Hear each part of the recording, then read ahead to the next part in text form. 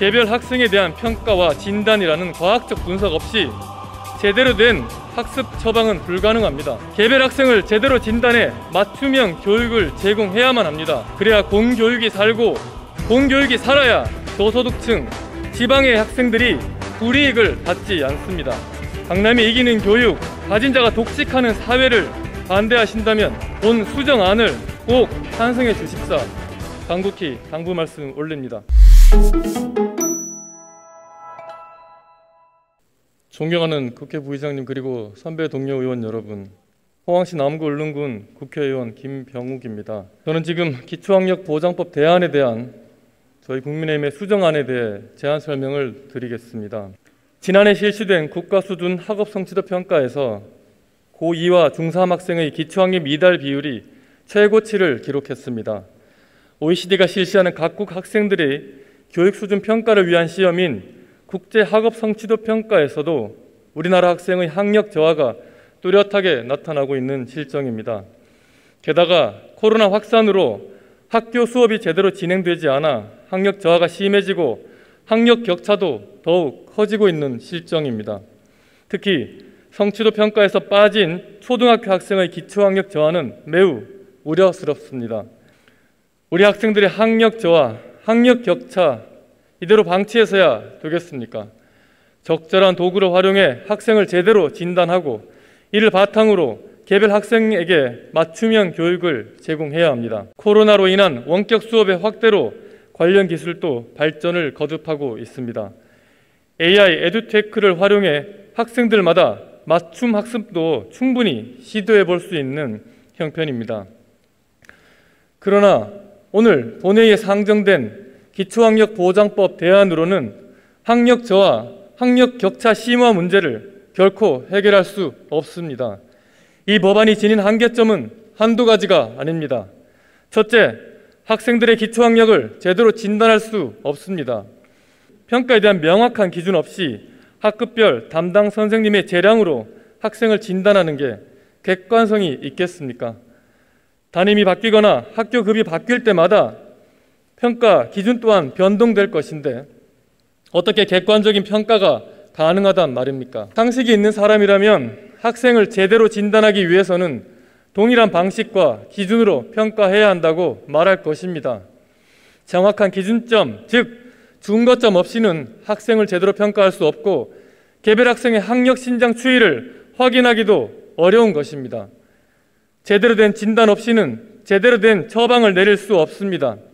이에 기초학력보장법 대안의 대안 수정안은 지필 방식의 평가를 실시하여 학생들의 기초학력을 진단하고 매년 초등학교 2개학년, 중학교 1개학년, 고등학교 1개학년의 모든 학생을 대상으로 주요 교과에 대한 국가수준 학업성취도 평가를 실시하도록 하였습니다. 둘째, 민주당이 독단으로 통과시킨 기초학력보장법으로는 학생들의 학업 수준을 끌어올릴 수 없습니다. 한반에 하위 1, 2명의 학생 정도만을 지원 대상으로 하고 있기 때문입니다. 앞서 말씀드렸다시피 우리 학생들의 학력이 전체적으로 저하되고 있는 상황에서 공교육의 경쟁력을 높여 사교육 의존도를 낮추려면 더 많은 범위 학생을 대상으로 맞춤 학습을 제공해야 합니다. 하위 1, 2명의 수준을 높인다고 평균적인 학업 수준이 높아지지 않습니다. 하위권 학생들 모두 학업 수준을 높여야 우리나라 전체적인 학업 수준이 점진적으로 올라갈 수 있습니다. 중위권이 사라지고 상위권과 하위권의 학력 격차가 계속 커지는 작금의 상황을 방치한다면 우리 교육은 혈세 블랙홀로 전락할 것입니다. 이에 본 수정안에서는 학력 신장을 지원할 대상을 학년별 성취 기준의 100분의 50을 충족하지 못하는 학생까지 지원하도록 하고 있습니다. 학교가 공교육이 적어도 성취 기준의 절반에 이르지 못하는 학생을 책임지고 가르쳐야 진정한 기초학력 지원이 아니겠습니까? 그래야 모든 국민은 능력에 따라 균등하게 교육받을 권리를 가진다는 헌법 정신을 충실히 실천할 수 있지 않겠습니까? 존경하는 선배, 동료 의원 여러분, 우리 교육은 획일적 평준화에 대한 맹신과 학생들의 학력 수준을 평가하면 안 된다는 일부 교원단체의 압력에 굴복해 언제부턴가 평가를 두려워하며 학생들을 충실히 가르치지 않고 있습니다. 지금 교육 현장에서는 초1부터 중1까지 제대로 된 시험을 보지 않고 있습니다. 우리 학생들은 중2 때 보는 첫 중간고사를 치르고서야 내 학력이 어느 정도인지 알 수 있습니다. 정말 무책임한 교육이라고 생각되지 않습니까? 지금의 방식은 학생이 자신의 수준을 알고 학력을 보정할 수 있는 기회를 국가가, 학교가 강제로 뺏어간 것과 다름이 없습니다.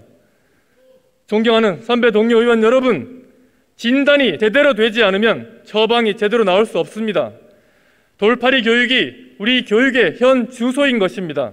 이 같은 돌팔이 교육이 우리 학생과 학부모들을 사교육 시작으로 내몰고 있는 것입니다. 학교가 학생을 제대로 평가하고 가르치지 않으니 교육 수요자인 학생과 학부모들이 학교를 불신하고 학교에 별다른 기대도 하지 않는 것입니다. 결국 사교육 의존도만 심화되고 있는 것입니다. 사교육 의존이 계속 커지면 고소득층 자녀들 그리고 강남이나 대도시의 학생들이 대학 입시에 더 유리해질 수밖에 없는 것 아니겠습니까? 이처럼 사교육에 대한 의존이 심화될수록 부모의 부와 사회적 지위가 자녀의 학벌로, 자녀의 사회적 지위로 이어지는 악순환이 고착화되는 것입니다.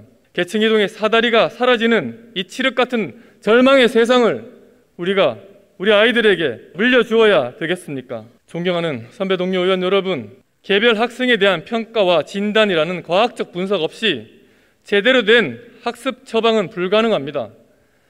개별 학생을 제대로 진단해 맞춤형 교육을 제공해야만 합니다. 그래야 공교육이 살고 공교육이 살아야 저소득층, 지방의 학생들이 불이익을 받지 않습니다. 하지만 거듭 말씀드렸다시피 오늘 본회의에 상정된 기초학력보장법 대안으로는 계층, 지역에 상관없이 우리 아이들에게 공정한 교육의 기회를 제공할 수 없습니다. 그래서 우리 국민의힘이 학생들의 학력 수준을 넓게 평가하고 촘촘하게 학습을 지원하는 기초학력보장법에 대한 수정안을 발의했습니다. 강남이 이기는 교육, 가진 자가 독식하는 사회를 반대하신다면 본 수정안을 꼭 찬성해 주십사 간곡히 당부 말씀 올립니다. 감사합니다.